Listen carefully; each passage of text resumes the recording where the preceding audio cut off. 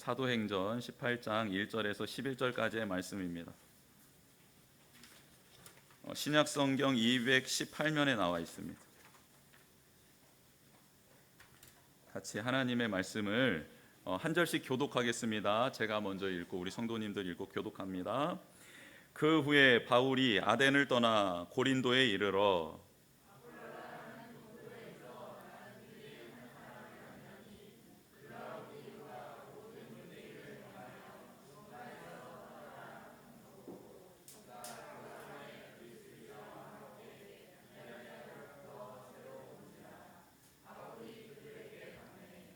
생업이 같으므로 함께 살며 일을 하니 그 생업은 천막을 만드는 것이더라.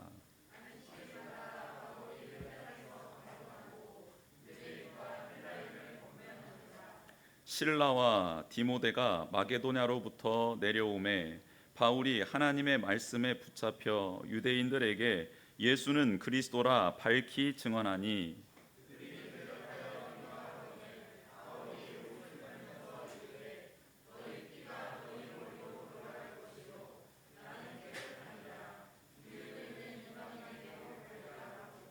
거기서 옮겨 하나님을 경외하는 디도 유스도라 하는 사람의 집에 들어가니 그 집은 회당 옆이라.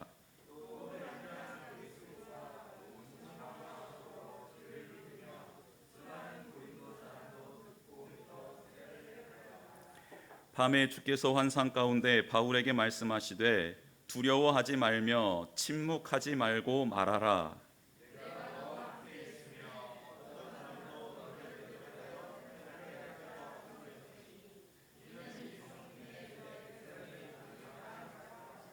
같이 읽겠습니다.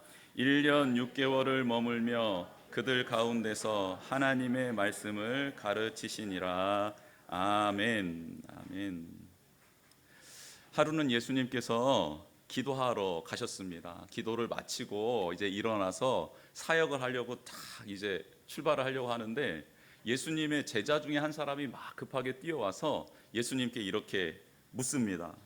예수님, 요한, 여기서 말하는 요한은 세례 요한이죠. 세례 요한은 자기 제자들에게 기도를 가르쳐 주고 있는데 우리에게도 예수님이 하신 기도를 좀 가르쳐 주셨으면 좋겠습니다. 이렇게 말을 합니다. 유대인은 매일매일 기도를 드리죠. 근데 그 기도의 내용이 무엇이냐면 하나님을 찬양하고 높여드리는 송영에 관련된 기도의 내용들이 주를 이루었었습니다. 하지만 요한은 그의 제자들에게 간구와 청원의 기도를 가르쳐 주었던 거예요. 그래서 예수님의 제자의 이 말은 다음과 같습니다. 주님, 이제 우리가 어려서부터 했던 기도 내용 말고 하나님을 높여드리고 찬양하고 송영하는 이 기도 이제는 우리가 많이 알고 익숙해졌는데 이거 말고 혹시 하나님께 청하거나 간구해야 될 것들이 우리에게 있을 것 같은데 이제 그 기도의 제목을 좀 저희들에게 알려주시면 안 되겠습니까? 라는 질문이었습니다. 우리도 성경을 읽다 보면 예수님께서 습관을 따라 기도하러 가셨다라는 내용은 있는데 가셔서 뭐 하셨을까? 저 예전에 그 새벽 예배 되게 그 신학교 다닐 때요. 새벽 예배를 안 드리면 이수가 안 되면은 그 꽈락인 거예요. 새벽 예배를 드려야 되는 신학교니까 새벽 예배 무조건 드려야 되거든요. 근데 예전에는 그 티켓을 냈어야 됐어요. 그러니까 티켓을 경건함에다 넣고 들어가야지 출석 체크가 되는 거예요. 자기 학번을 적고 이름을 적고. 그러다 보면 이제 선배님들이 후배인 저희들한테 야, 내 거 갖다가 내고 들어가라.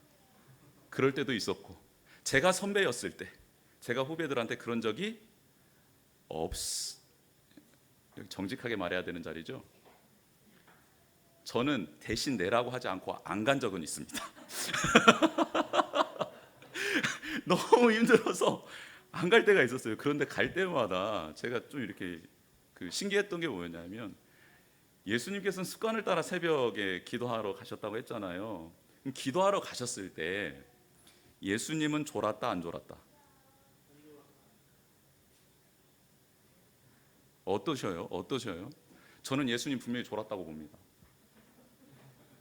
왜냐하면 완전한 인간의 몸을 입고 오셨는데 그렇게 사역이 많은데 습관을 따라 기도하러 가셔서 안 졸았다? 전 이거 예수님이 인간이 아니라고 봐요. 그러면 근데 예수님 졸았다. 저는 졸았다에 한 표. 여러분들은 어떻습니까? 안 졸았다의 한 표. 네. 끝까지 예수님의 그런 어떤 신성을 계속 찬양하는 것도 좋은 것 같습니다. 근데 예수님께서 졸았다 안 졸았다보다는 더 궁금한 게 있었어요. 저도 도대체 가서 무슨 말씀, 근데 기도 내용이 안 나오잖아요. 믿음의 선배님들 기도했다라는 장면은 나오지만 뭐라 기도했다라는 건 안 나오잖아요.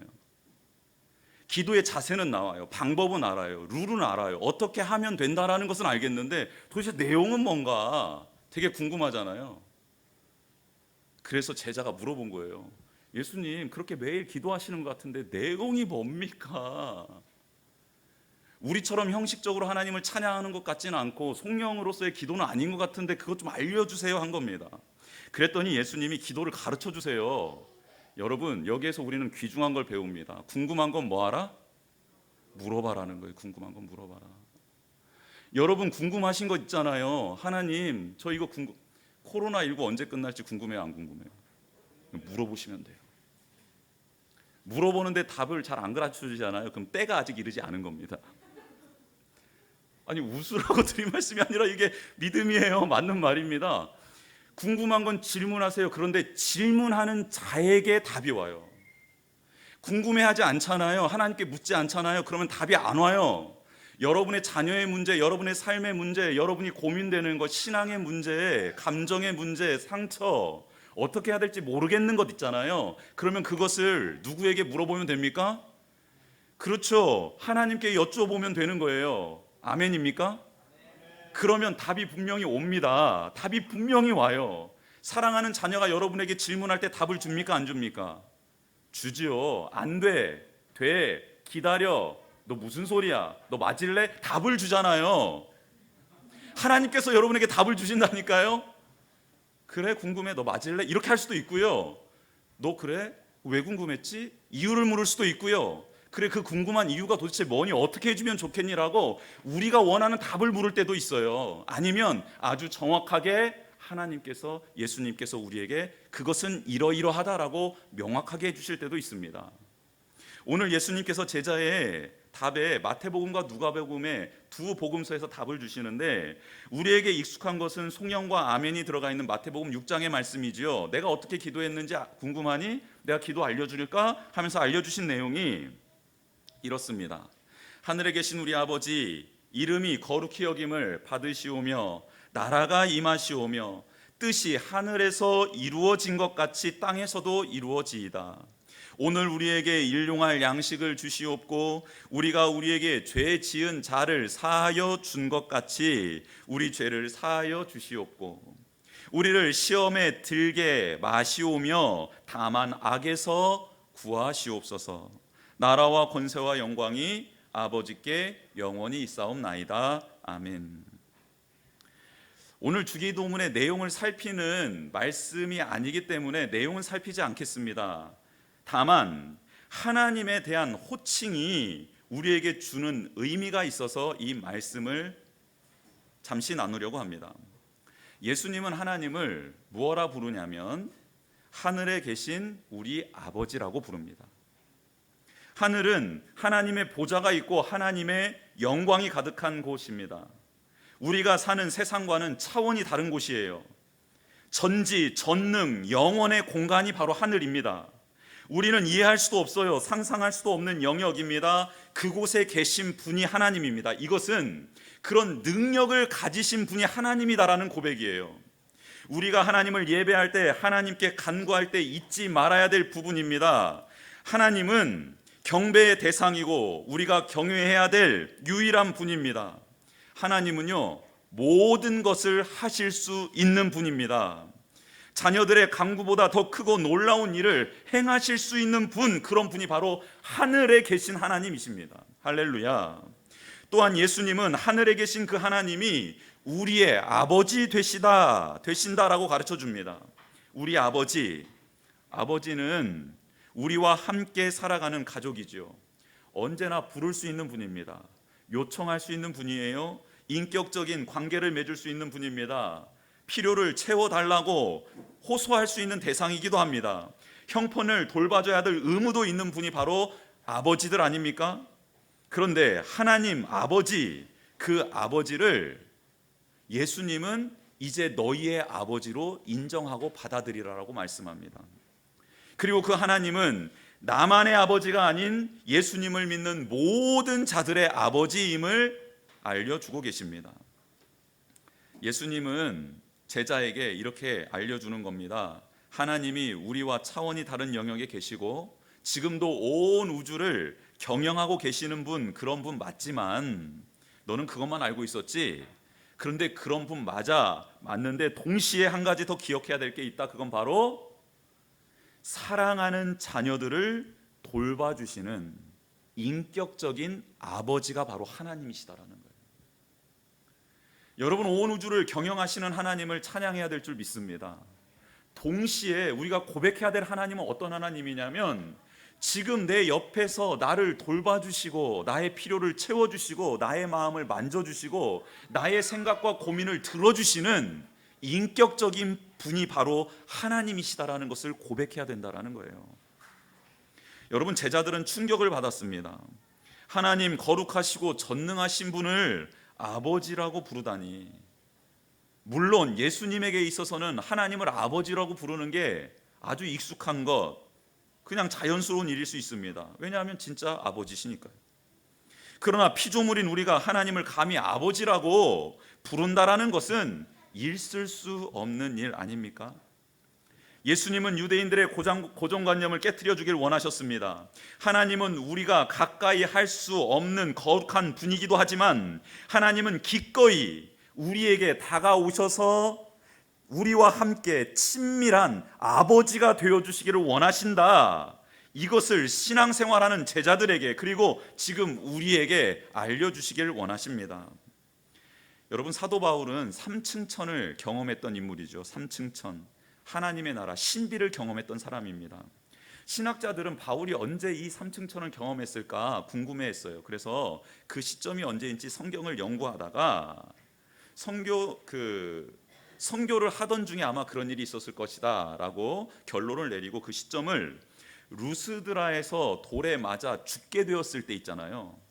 그때 아마 하나님이 그 신비를 경험시켜줬을 거다라고 결론을 내렸습니다. 그 내용이 맞다면 참 은혜로운 말씀입니다. 하나님 말씀에 순종하여 죽을 만큼 고생당했을 때 그때 하나님은 바울을 기억하셔서 그에게 아버지가 되어주시기 위하여 친밀하게 내려오셔서 감싸 안아주셨을 뿐만 아니라 그에게 하늘의 신비를 보여주심으로 힘을 얻고 다시 일어설 수 있게 도와주셨기 때문입니다. 아마 바울에게는 큰 위로가 되었을 겁니다. 힘이 되었을 겁니다. 그 후 사도 바울은 전능하신 하나님이 자신의 삶 속에 세밀하게 간섭하고 계시는 아버지와 같은 분임을 늘 고백하며 기도하며 사명을 감당하기 시작합니다. 바울은 데살로니가에 전도하다가 쫓겨나서 베레아로 가죠. 베레아에서 또 전도하다가 쫓겨납니다. 그래서 아덴이라는 곳에 이릅니다. 아덴은 철학과 수사학이 꽃피웠던 철학의 도시였습니다. 바울은 그 아덴에 사는 사람들과 논쟁을 합니다. 그리고 자신이 가지고 있던 지식과 논리를 가지고 그들에게 복음을 전하지요. 그게 사도행전 17장 뒷부분에 나와 있는 말씀입니다. 이 과정에서 몇 사람이 예수를 믿게 됩니다. 그러나 죽은 자의 부활을 들은 대다수의 사람들이 바울을 조롱해요. 죽은 자가 살아났다라는 것을 비꼬아요. 그리고 다시 그 내용을 듣겠다라고 말하면서 떠나버립니다. 내일 다시 이야기해줘 하고 떠나버려요. 바울은 그런 아덴에서 더 이상 머물지 않고 길을 떠나버립니다. 그래서 오늘 본문이 등장하는 고린도로 와요. 그런데 많은 신학자들은 바울이 아덴에서 전도에 실패했다라고 말을 합니다. 사역에 실패했다라고 말을 해요. 왜냐하면 다른 지역에 비해서 많은 사람들이 영혼들이 주님께로 돌아오지 못했기 때문이고, 또 한 가지 이유는 다른 지역에서는 그 유대인들의 핍박에 못 이겨 쫓겨나다시피 나갔는데 아덴에서는 쫓겨나간 게 아니라 스스로 떠났기 때문에 실패한 선교라고 말을 합니다. 그러나 한 영혼을 천하보다 소중히 여기는 하나님 입장에서 보면 아덴에서의 선교는 실패한 게 아니죠. 절대 실패한 게 아닙니다. 하나님의 관점에서는 아덴에서의 선교, 그 전도도 성공적으로 볼 수 있습니다. 다만 바울은 아덴에서 있었던 일들을 반성하며 큰 결정을 한 가지를 내리게 됩니다. 그 사건을 통해서요. 그것은 바로 다시는 철학적인 사고와 논리로 자신의 지식을 의지하여 복음을 전하지 않겠다라는 결정입니다.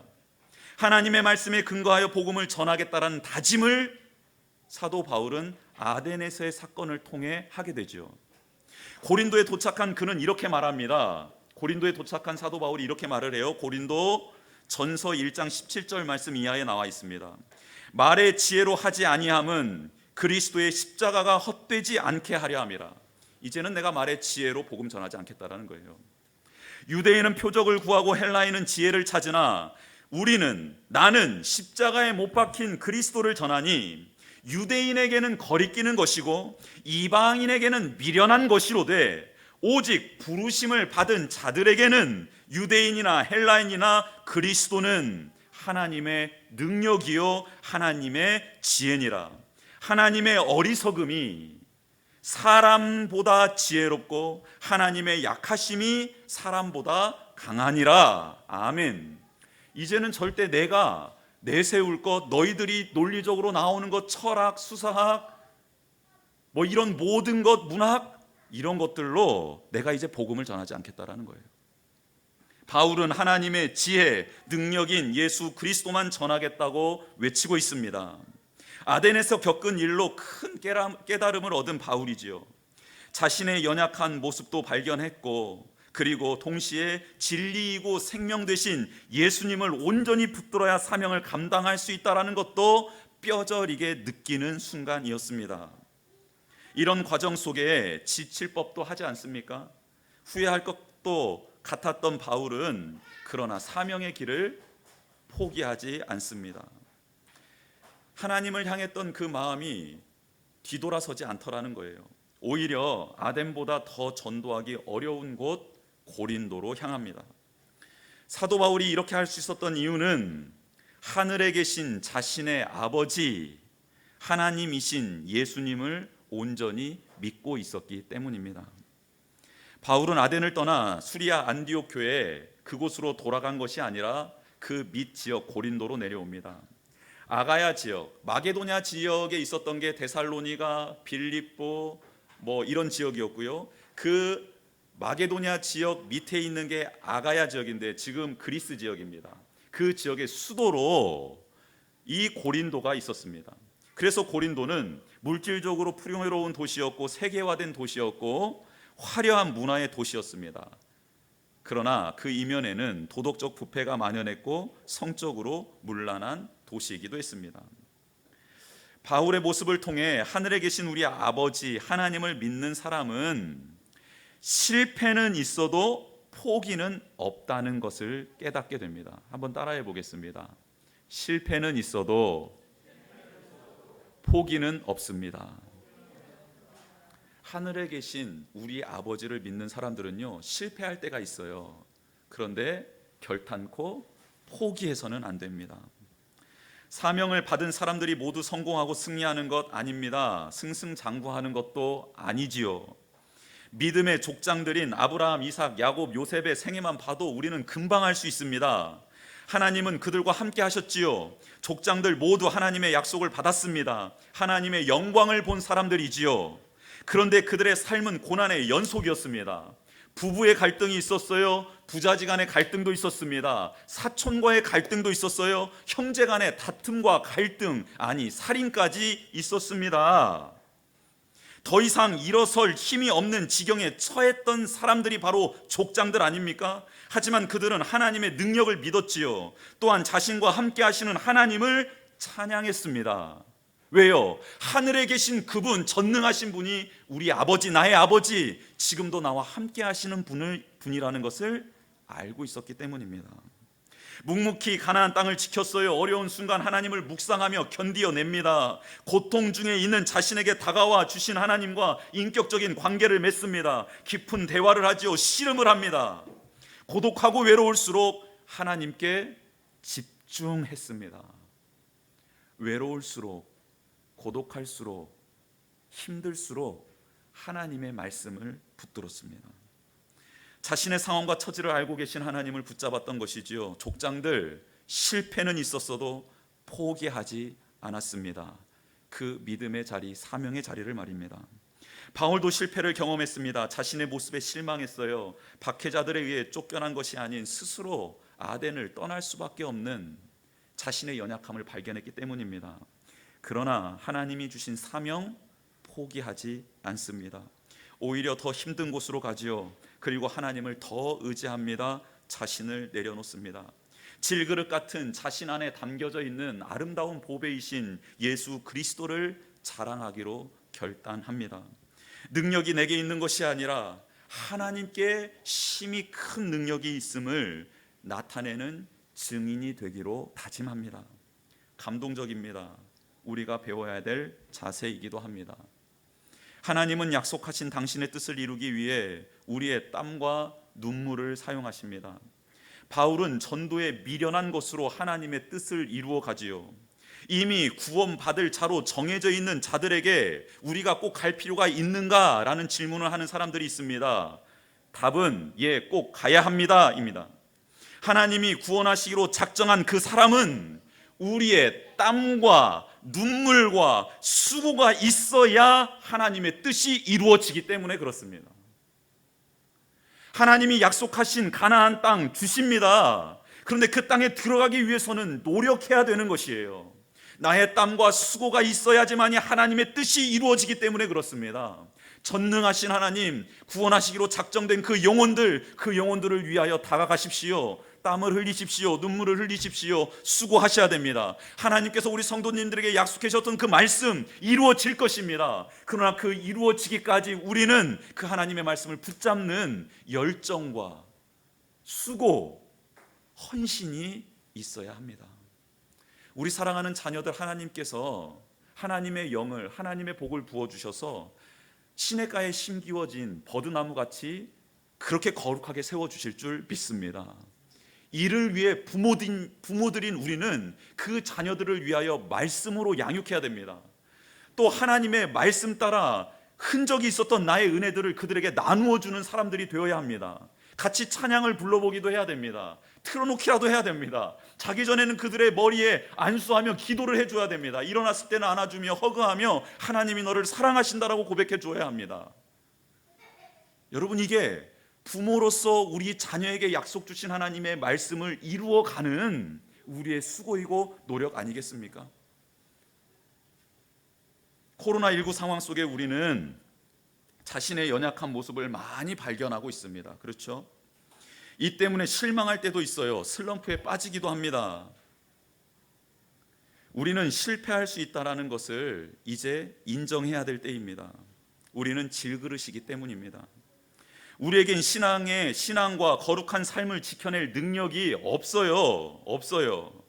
이제 바울처럼 자신이 깨지는 순간 아름다우신 보배로우신 예수님이 드러나는 것을 깨달은 것처럼 우리도 깨지고 우리 안에 계신 예수님이 온전히 드러날 수 있도록 그분을 바라보고 의지하며 그분의 능력으로 다시 새롭게 시작해야 될 때라고 믿습니다.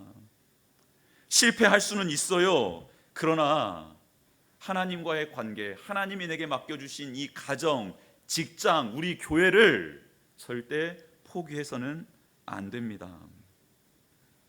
이렇게 포기하지 않고 걸어가는 사람들에게 주시는 하나님의 은혜가 무엇인가요? 오늘 말씀에는 두 가지로 나와 있습니다. 첫째, 친밀함을 넘어 생사를 함께할 동역자를 얻게 됩니다.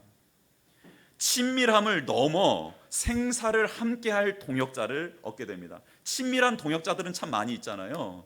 그런데 생사를 함께할, 살고 죽음을 같이 할 동역자를 하나님은 얻게 해주십니다. 아덴을 떠나 고린도에 온 바울은 역사를 주관하시는 하나님의 섭리 안에서 아굴라와 브리스길라를 만납니다.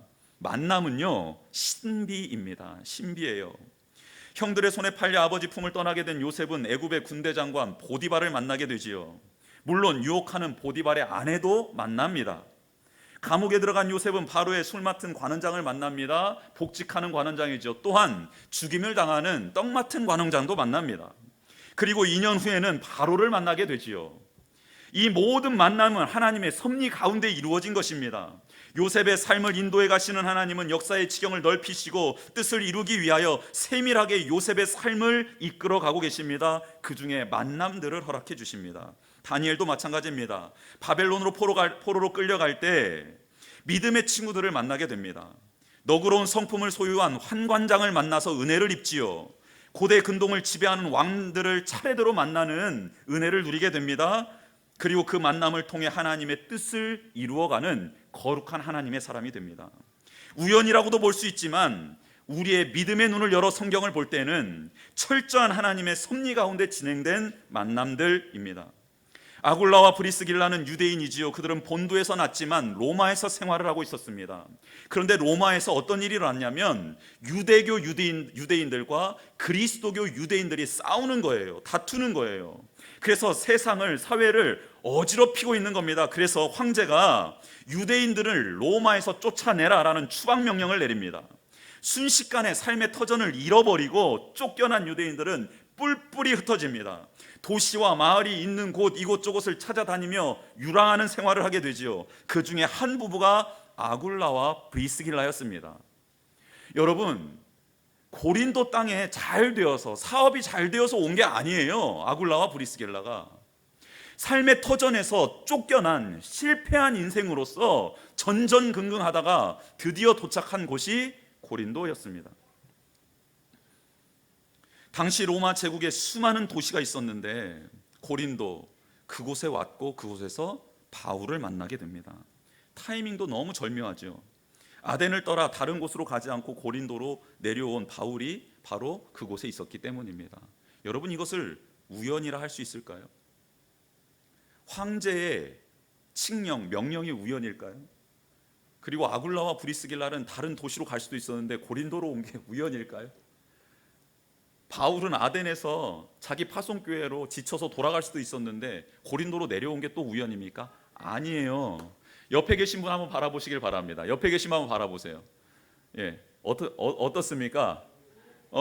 이분들의 만남이, 이분들을 하나님께서 이 공간에서 지금 온라인 상에서 함께 우리가 만나고 있는 지금 이 신비가 이게 우연이에요? 여러분, 지금 자녀를 떠올려 보세요. 인상 쓰지 마시고 빨리 기쁜 마음으로 자녀를 떠올려 보세요. 빨리. 그 자녀가 수많은 가족 가운데, 수많은 나라 가운데 지금 여러분의 자녀가 된 게 우연이라고 생각하십니까? 내가 이놈을 낳고 미역국을 괜히 마셨지. 이게 아니고요. 이게 아니고, 왜 그놈을 낳고 미역국을 괜히 먹었습니까? 하나님이 미역국 먹고 힘내라고. 이거 우연이 아니라고. 내가 너에게 준 선물이라고, 필연이라고, 기억하라고 미역국 먹여주셔가지고 여러분 이렇게 애 놓고 또 이렇게 건강을 회복하신 거 아닙니까? 가정을 이룬 거 아닙니까? 자녀들 입장에서 부모님 떠올려 보세요. 인상 쓰지 말고. 부모님 한번 떠올려 보세요. 부모님. 여러분, 수많은 부모님들 중에 그 사랑하는 어머니 아버님을 왜 만나게 해주신 거예요? 하나님이. 이게 우연이에요? 이게 그저 그렇게 얻어 걸린 겁니까? 넘어지다 걸린 거예요? 어떻게 잘못 걸린 거예요? 아니요. 하나님이 여러분들을 그 자리에서 세워주시고 준비시켜 주시고 그렇게 하나님의 인도하심을 받게 하시려고 그 부모님을 만나게 하신 겁니다. 아멘 하는 자녀가 하나도 없네. 하나도 없어. 그 부모님을 하나님이 만나게 해주신 줄 믿습니다. 과자 먹는이라고 아멘 안 하는.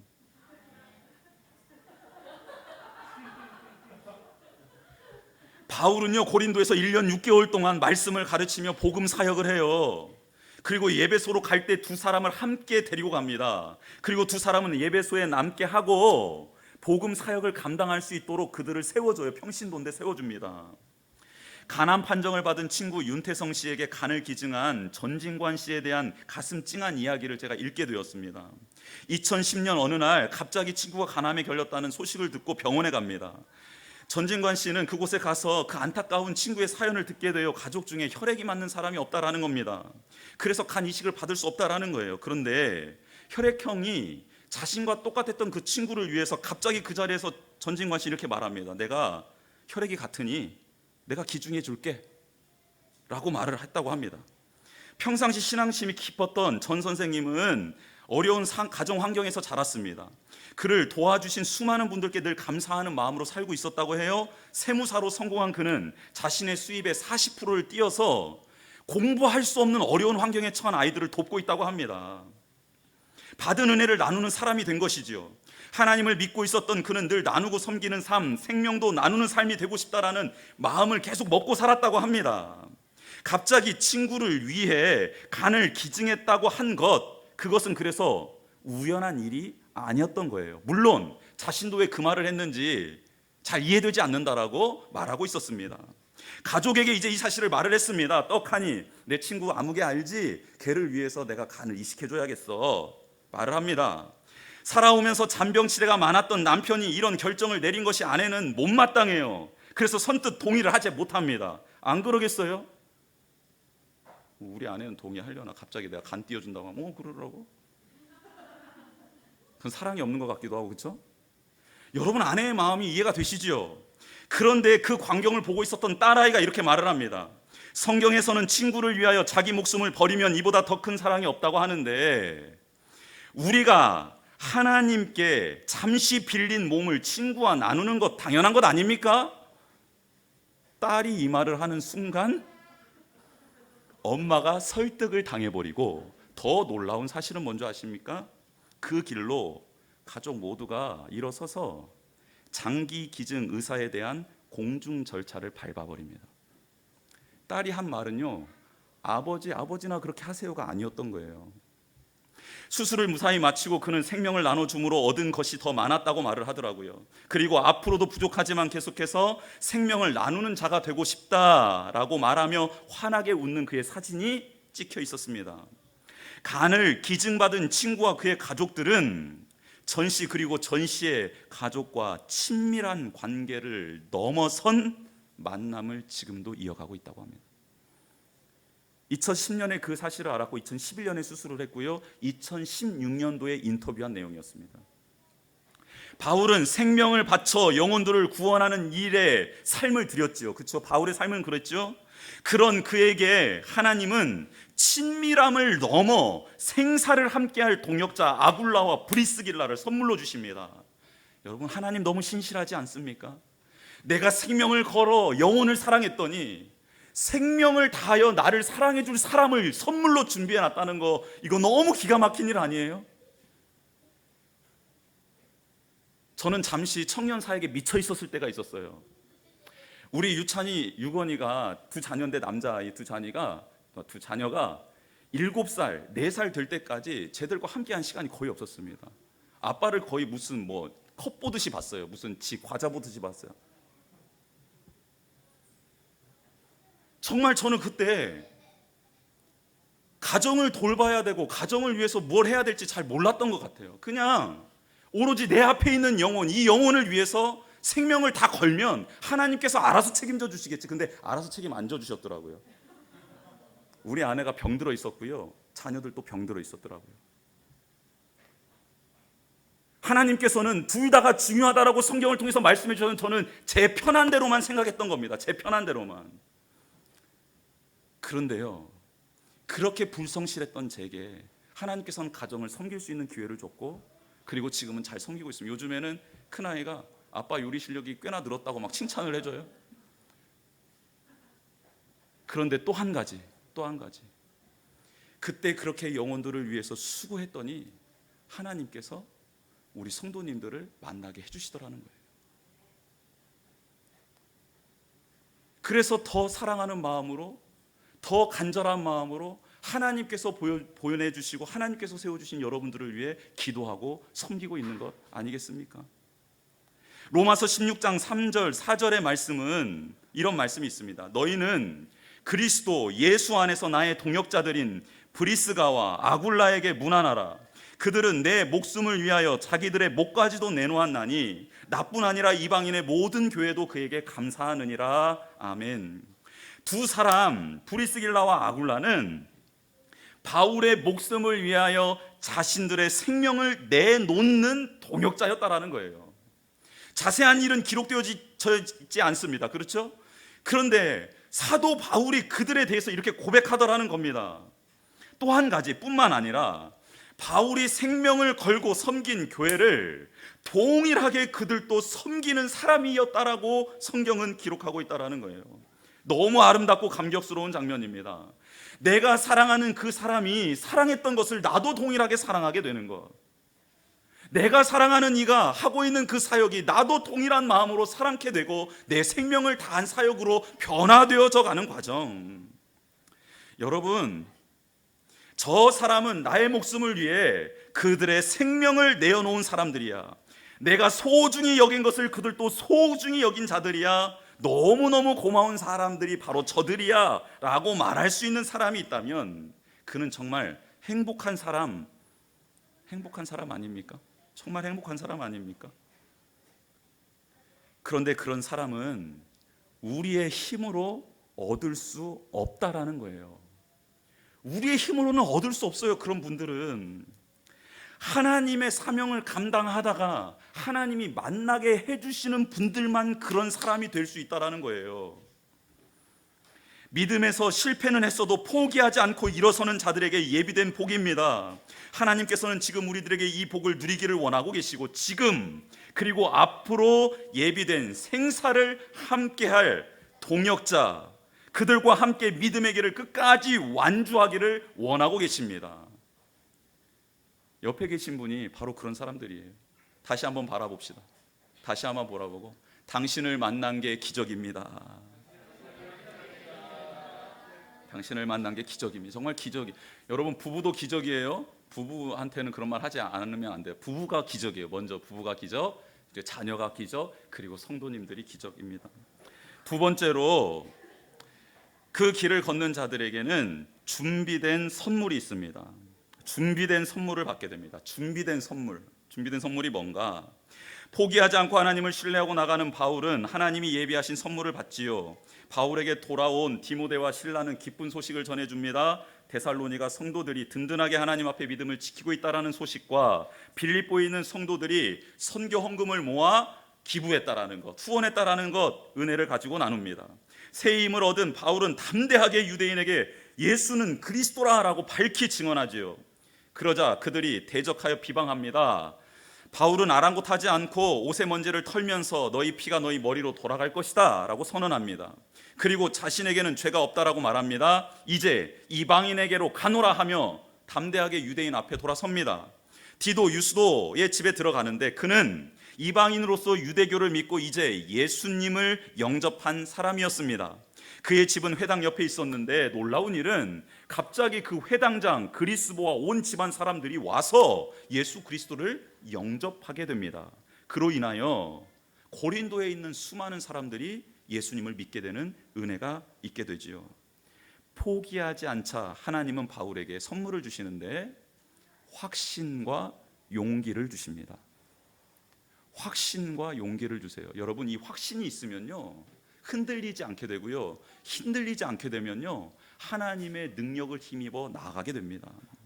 또한 유대인들에게 많은 영향력을 끼치는 회당장의 마음을 열어주셔서 그로 하여금 수많은 고린도 사람들을 예수님께로 인도하는 통로로 사용하시지요. 즉 바울에게 또 한 가지 선물을 주시는데 뭐냐면 영혼들이 돌아오는 기적을 맛보게 하십니다. 아덴에서는 몇 명만 구원받았잖아요.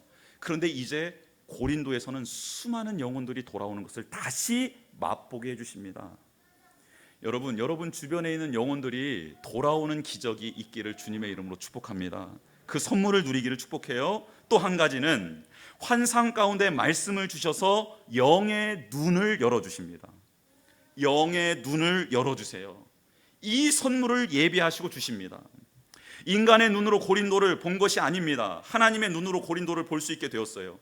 세상적으로 너무너무 타락한 곳이 고린도 아닙니까? 성적으로 문란한 곳이 고린도입니다. 하나님도 포기했을 것 같은 그 성을 바울은 하나님의 시각으로 바라보게 됩니다. 그리고 하나님의 음성을 듣게 되지요. 내 백성이 이곳에 많이 있다. 내가 이 도시를 사랑한다. 그리고 구원할 거다라고 말씀하십니다. 자신을 찾아오셨던 하나님, 자신을 변화시켰던 하나님이 동일하게도 고린도, 음란한 도시, 도덕적으로 부패한 도시, 이 도시도 나처럼 사랑하고 계신다라는 하나님의 마음, 눈, 영안이 열리게 됩니다. 사랑하는 성도 여러분, 하나님께서 우리에게 주시고자 하신 예비하신 선물 있지요. 확신과 용기, 구원받아 우리와 함께 찬양할 영혼들, 하나님의 관점과 마음을 얻게 되는 영의 눈입니다. 이것을 얻게 되는 우리 모두가 되기를 원합니다. 실패는 있어도 포기하지는 맙시다. 하늘에 계신 우리 아버지 그분이 계시기 때문입니다. 친밀함을 넘어 생사를 함께할 동역자를 주시고 확신과 용기, 함께할 하나님을 찬양할 영혼들, 영의 눈을 열어주시는 그 귀한 선물을 예비하신 하나님 앞에 나아가는 저와 우리 모든 교우들 되기를 주님의 이름으로 축복합니다. 함께 이 시간 찬양했으면 좋겠습니다. 나의 안에 거하라